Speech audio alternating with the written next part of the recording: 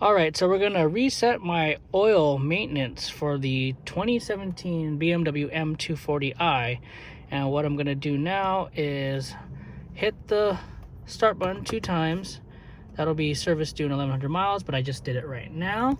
I'm gonna then hold, gotta clear the screen I guess, hold this button to the left down for a couple seconds, and then it should come up with another screen. So reset possible, hold it again. Reset, hold it again. Reset in progress, so just keep holding it. Reset successful, 3/2022. And that's how, oh, I got vehicle check. I'm gonna reset that too because I did that as well.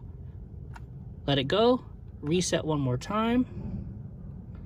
Hold it down one more time. This will reset the other vehicle checks. Reset in 40,000 miles, successful. And now I'm just gonna double check. Front brake pads, 4,000 miles. I'm gonna leave that alone, I guess. And then I'm gonna go to my menu over here. I'm gonna go here to menu and go to my vehicle. And let's check vehicle status. Front brake pads, okay. Engine oil, okay. Brake fluid, okay. Rear brake pads okay, vehicle check okay, so we're good to go. And that's how you reset the oil maintenance light for a 2017 BMW M240i.